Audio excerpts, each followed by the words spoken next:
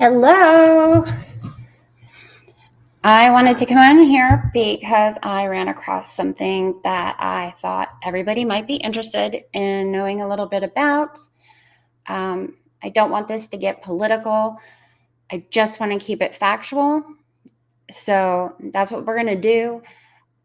Looks like on the 25th, there was it's called Restoring Trust in American Elections it was signed, I think it was signed into law. I know it was an executive order.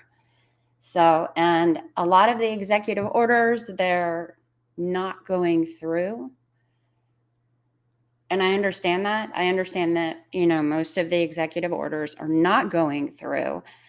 But I did want to make you guys aware of this because you need to keep an eye on your state and federal registration to vote. This is something we all need to keep an eye on, and because it changes things, and maybe the states will pick up some of this. It's just something we need to keep an eye on because it has to do with our right to vote as women. And so I wanted to make everybody aware of what was going on. Let me check in the chat. Hey, KK, how are you? I hope you're doing well. I'm going to hop over here to the notes and we're going to go over this because, like I said, this does affect a lot of different people from a lot of different walks of life. And we all need to keep an eye on this. Maybe set our Google alerts to keep an eye on anything that changes as related to our voting rights. But I'm going to go ahead and I'm going to go through this. This was signed by executive order, and it's called Restoring Trust in American Elections. Now, this is something similar to some legislation that was called the SAVE Act that was floating around maybe 10 or 15 years ago. And so that's basically what it is. And what the SAVE Act does, it has to do with proving that you are a citizen of the United States, which is fine. That's great.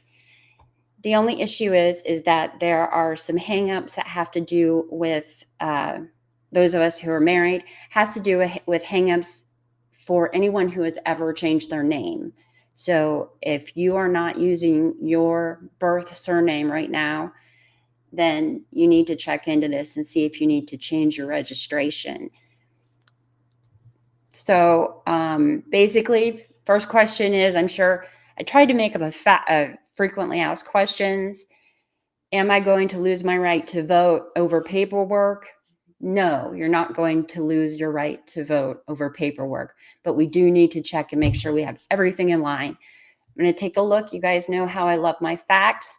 So I want to take a look at the exact legislation. And whoopsie doodle.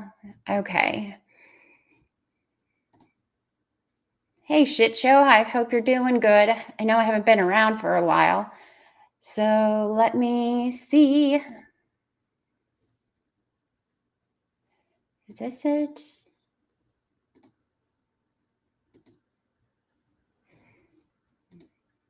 I think that's it. Okay. Sorry, guys. You know how I am.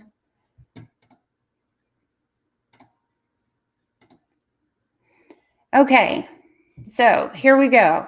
It's 6 pages long. We're not going to go through the entire thing. But this is preserving and protecting integrity of American elections. So I'm not going to go, like I said, not going to go through the entire thing. But here's where things get a little bit hairy. And I'm going to make this bigger for you guys so you can see it well. So here's where things get a little bit hairy. I'm going to go ahead and I'm going to read through this section for you guys. It's section 2, and it's enforcing the citizenship requirement for federal elections. It's to enforce federal prohibition on foreign nationals voting in federal elections. Within 30 days of this order, Election Assistance Commission is going to take appropriate action to require and it's National Male Voter Registration. I hope my dog doesn't bark. Registration form under 52 USC 20508. I should have downloaded that, but I failed to do that. Here's where things get hairy.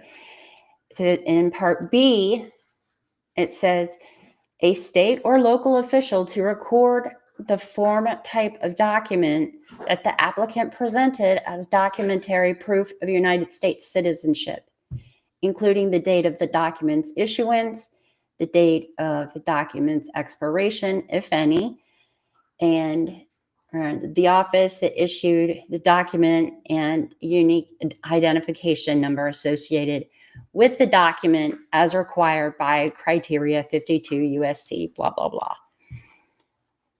Here's where it gets hairy for us is documentary proof of United States citizenship. You have to prove that both your surname, you have to provide 2 pieces of ID. So that's going to be, for a lot of people, that's going to be like, say, a driver's license and birth certificate.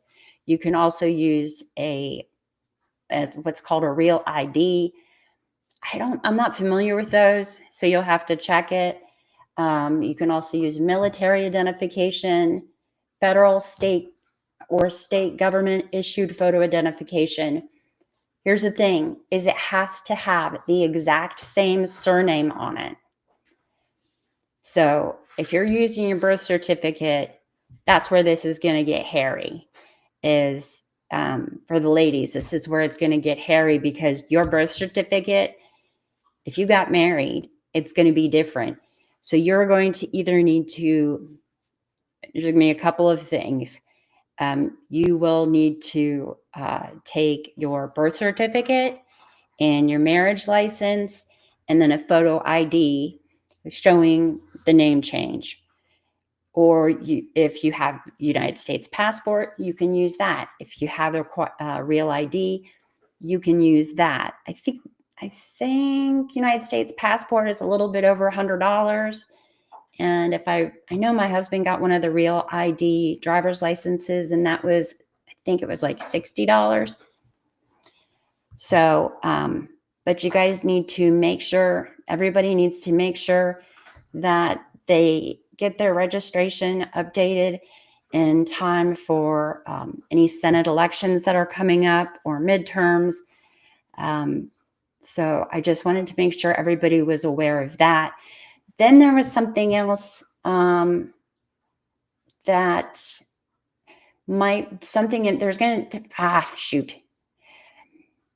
it's going to be more difficult to vote through the mail. I know that all of the ballots, they have to be in by election day. They can't be post-dated by election day. So they have to be at the polling center on election day. That kind of makes it a little bit more difficult for people overseas or people with limited mobility or the elderly to vote. So I just wanted to make sure you guys are all aware of that. And then I've got some questions that I kind of put together. All right, so here, I'm just going to guess it's some FAQ questions. Like I said, no one is losing your right to vote. You just have to make sure that all of your paperwork is up to date. And what is the SAVE Act? Like I said, this is based on another law that was presented about 10, 15 years ago, and it didn't go anywhere. So this is based on that, and it's all about proving that you're a U.S. citizen when you register to vote in federal elections. Right now, all you have to do is attest under penalty of perjury. And this bill, it makes it so that you have to show all of your documents, like birth certificate, marriage license, driver's license. Hold on. Sorry, guys.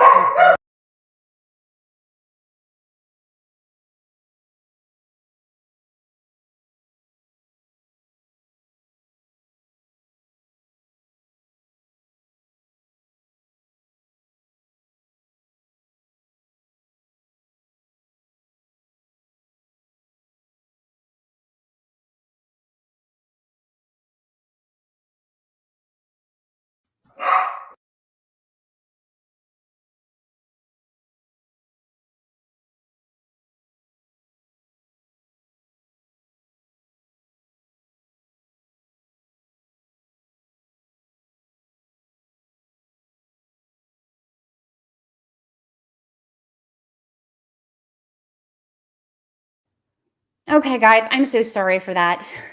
Anyway, so just everybody make sure that you have all of your papers. Ugh, so frustrated.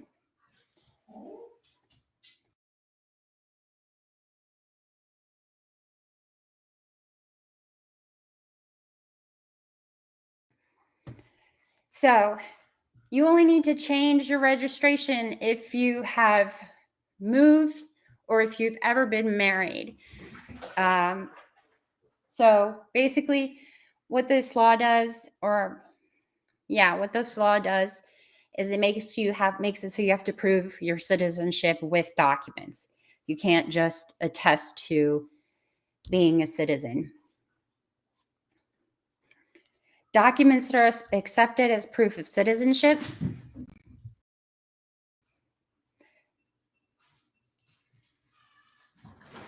Those are going to be U.S. passport or a passport card.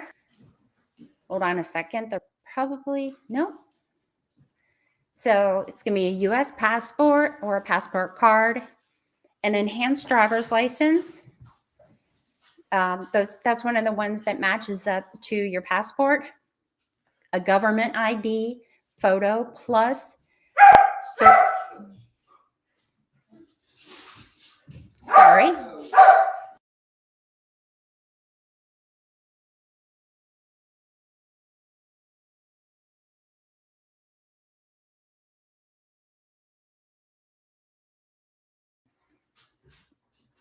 Okay, I'm back. Sorry about that.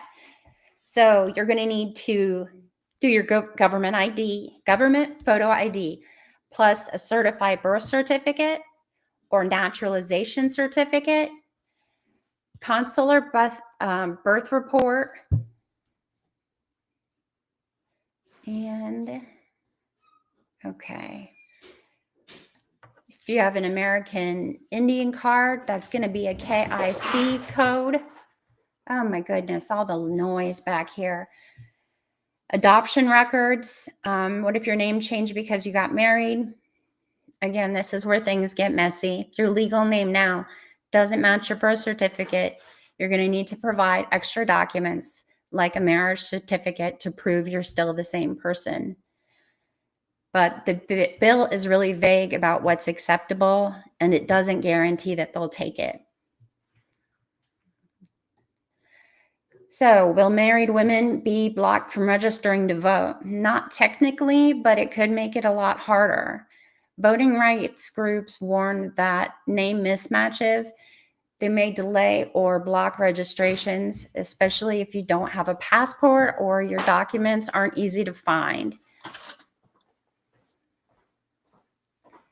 Are you going to have to bring all these documents with you to vote? No, not under the current law.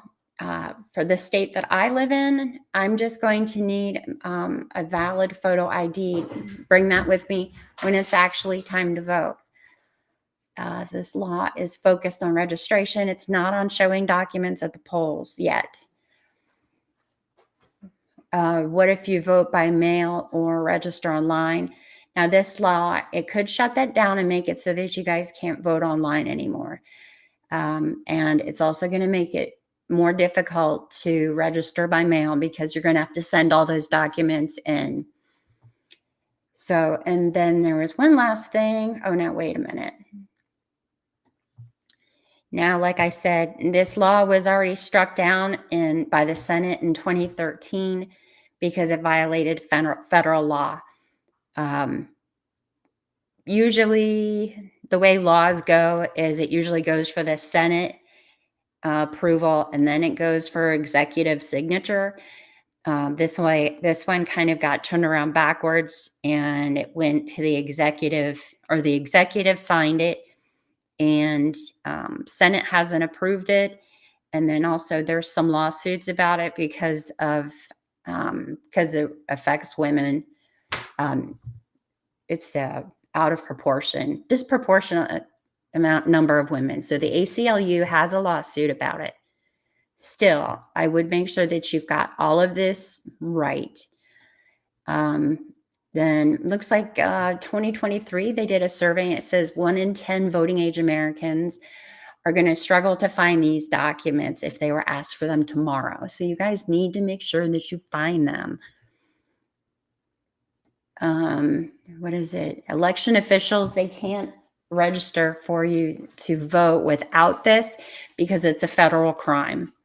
So someone coming in and they don't have the documentary proof, they can't register you. Even like where I live, if it's someone that I know, then you would think they could register me. They can't. It's a federal law that would prohibit that.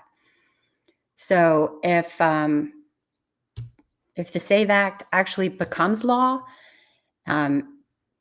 assuming that a judge doesn't put a restraining order on it or anything like that, and whether or not it goes to the Supreme Court, I would still have my documentation together, and I would have my documentation together, because there's no guarantee it's going to be easy or consistent from state to state. So that's about it. There's been some attempts to change the voting law, and I just want to let you guys all know, because I have a little bit of a following. Everybody make sure that your friends know. If if you have a spouse or your partner knows, everybody make sure you pass along the word that this is being changed. And I'm not going to get into too much of my opinion on it, but I want everybody to know that you do need to get your documents together just in case you need to get this done. I know it takes like 6 weeks to get a passport. So everybody make sure you get your documents together now, because it looks like it's supposed to take effect in 30 days. So that's about it. I hope everybody has a great day, and thanks for stopping in. Bye.